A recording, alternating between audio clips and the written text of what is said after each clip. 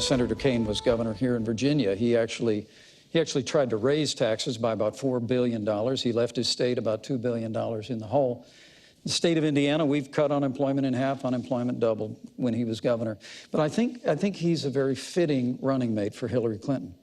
Because in the wake of a season where American families are struggling in this economy, under the weight of higher taxes and Obamacare and the war on coal and the stifling avalanche of regulation coming out of this administration, Hillary Clinton and Tim Kaine want more of the same.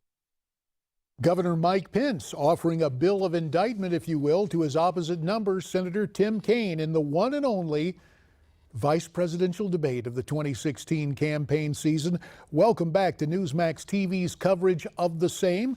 J.D. Hayworth here on the national anchor desk, and along with me, Newsmax TV's Miranda Kahn and Ed Berliner. And we should also say hello to our good friend at Newsmax New York, the one and only Bill Tucker. All of you, we appreciate it, and we're going to get your immediate reaction, but we would be remiss if we did not reach out to those who are watching us to remind them that you too can get in on the conversation at 1-877-NEWSMAX. That's 1-877-639-7629. Miranda Kahn, first to you. What did you get out of the debate? Well, I will say it's a lot more entertaining than I thought it would be. And I think that's pretty hard to live up to when it comes to Donald Trump and Hillary Clinton. I think they both came out pretty well prepared. I think Pence seemed a little bit more cool, calm, and collected. And I think he seemed to hit those points. And it seemed to come across very effortlessly. Whereas I felt like Kaine had some missed opportunities there.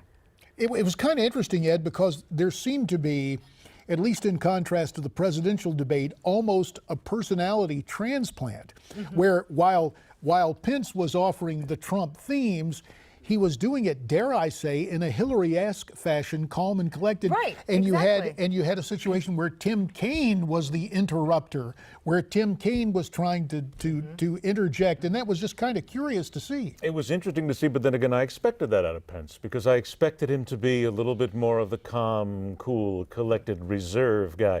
If you look at him, he just kind of looks that way when he glides through the room. He does, you're right. And when you hear Kaine a little bit, you saw that at the DNC, where he was that guy who makes up the impersonations of Donald Trump. He's a little more ebullient, if you will. He's a little more, he's got to get it out real quick, and he's got to say something, and he's got to get it in there. But I got to tell you, I think that it works for both of them. In many ways, it did. What didn't work was, in the first 15 minutes, they're both trying desperately. Let's get it in there. Let's cram everything in there. Okay, let's go ahead and talk about taxes. Let's talk about this. Let's talk about that. Let's make sure. Stop. The person I felt sorry for was Elaine Quijano.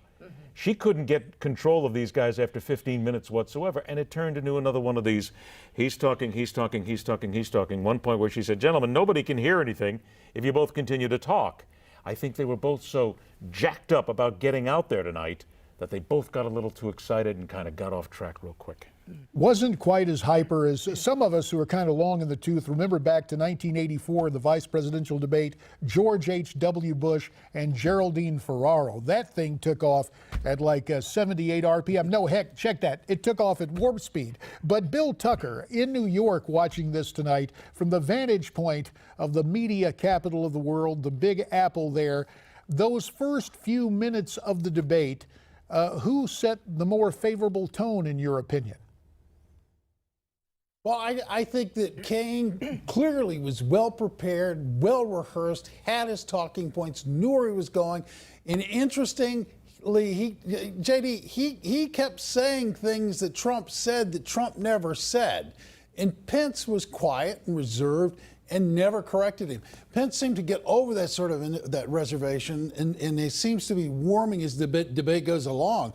But I have to say, Kaine, who's the folksy politician who's playing on home turf, who supposedly is the likable guy, really did a little bit of a little personality transplant. He clearly was the aggressor, and he clearly had his points down, at least initially, much better than Pence, at least from my vantage point. And I just have to tell you, when I look at Kaine, and I've said this before, I have a special sobriquet for him. He appears to be the evil elf. Sorry, that's just the facial expression. Pence, despite being somewhat reserved tonight, as Bill was mentioning, he warmed to the subject. Watch how he diplomatically takes apart Hillary Clinton with these comments. The reality is, when she was Secretary of State, Senator, come on. She had a Clinton Foundation accepting contributions from foreign governments. You are Donald Trump's apprentice. Let me talk about this Senator, issue I think I'm still on my time. Well, isn't this a discussion? This is our open discussion. Let's talk about the state of the world. Let me interrupt you and finish my sentence if I can. The Clinton Foundation accepted foreign contributions from foreign governments and foreign donors while she was Secretary of State. Now Ed's got something Kane to say. missed a great opportunity there because he started to where he said, you're Donald Trump's apprentice, because what we were hearing is what we expected. Both vice presidential candidates will spit out the exact same thing that their candidate is saying. If he could have waited for it and not interrupted, he had a moment where he could have pounced and said, you know, you're nothing more than Donald Trump's apprentice. It would have been one of those moments, but again, he got all jacked into it and all excited about it, and he kind of just ran over Pence, and that didn't make him look good. You will have to forgive me, but having been on both sides of this, I'm acutely aware of what I perceive to be there's almost on the part of Democratic candidates, perhaps based on the coverage, this notion that if you're the moderator, you're neutral, but you're with us. If you heard Kane so desperate to get to that point, wasn't this supposed to be a discussion? And Elaine Quijano agrees with Kane. And she tries to admonish Pence on his time. And I just got to tell you, and granted, as a recovering member of Congress and hopeless partisan, when I hear Elaine come out and open the show quoting Lloyd Benson's standards for a vice president, it may have been poetic, but perhaps if you at least want to act like you're going to be objective, quote a Democrat and a Republican. And apparently that just doesn't occur in the world of the alphabet networks. Well, I think the body language was also telling here. You're talking about interrupting. He seemed agitated. And Kane did? Kane did. To me, he seemed really antsy. He seemed like I agitated. think antsy's more than agitated. He just seemed like he wanted to get his points out there. Again, he was rushing it a little bit. He's pushing it out there. I think he's trying to project to the national audience, said, I know my stuff. I really do. Look, nobody else may know me, and Stephen Colbert may be making fun of me at night by sending out his production assistant to pretend to be me, which he did in New York, and people had no idea who he was. They still don't know who Tim Kaine is, and I think he's suffering from a little bit of an identity crisis here. He wants to get himself out there and say, hey, everybody, know me, here's who I am. But if you watched Pence had some really good moments. You know this, JD, because you've debated before, where he looked directly into the camera. And I thought that was really powerful. He just was able to keep it low key. Not that, as a guy who's a bit more enthusiastic in presentation, not that enthusiasm is necessarily bad. It helps if you can pronounce the word when you're on national television. But Bill Tucker, to you, I want to go to a moment that echoes what Ed was talking about in terms of Senator Kaine, because it's almost as if he took to heart, although he'd never admit this, the energy quotient in this thing. He wanted to be high energy, wanted to be enthusiastic for Mrs. Clinton.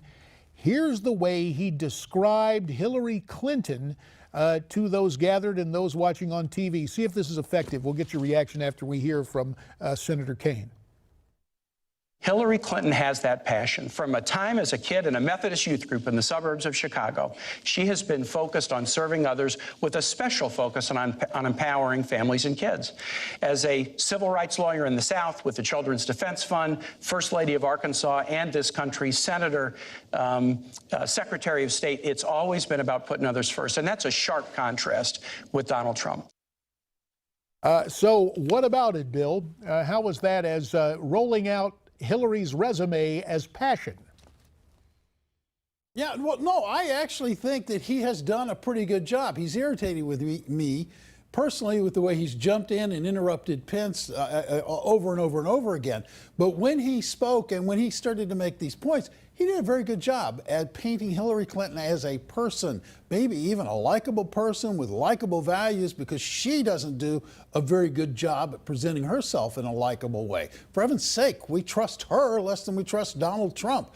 But that lady, that woman that he was talking about, sounds like a saint. Back to and including her days in the youth group, bringing up her religion, bringing up her serving in the civil rights, bringing up serving people. I thought he did a pretty good job at making her sound almost like a likable person. Bill, I think you're making a great point here, because what we expected from this debate was that Pence would basically make up for Donald Trump. He would soften all of the things that Trump said. And what Kaine is, which is the biggest problem people have with Donald Trump right now, as you say this, do you mean it? Do you mean it? Is it a lot? Whatever. And Kaine is coming out, humanize Hillary. She can't do it herself, so that's why she's got her surrogate there in order to do it. That's exactly what we expected here. And I think he's done a very good job of it. I don't think Pence has done as good a job of covering or making Donald Trump seem more likable than Kaine has done for Hillary tonight. Right, but that's what I meant by missed opportunities. There were a couple things where that Kaine could have really hit Pence hard with. It could have been TPP. It could have been the temporary Muslim ban, which something that Pence opposed, actually called offensive. But I don't think he wanted to. Well, that's JD actually said that earlier. So here's what happens in this. You study for the debate, and you're not only studying answers in policy, you're also looking at the polls. And you take a look at it's real simple. And I'm not that great at math, but you look for the issues that are like 70% in your favor. And if it's even close, I mean, aside from the polls involving who you're running with, when it comes to an issue that doesn't cut your way, you stay away from that issue, which is why Pence was not rushing to Trump's defense, because if pressed on it, you go back to the thing, look, to make an omelet, you got to break a couple of eggs. And this is our overall theme of change, not the status quo, not the third term, but he doesn't directly defend it because there's just nothing to be gained there. You leave that silent, go to the more effective parts of the presentation, and that's what they had there. Speaking of an effective presentation and discussion, we are having it right now.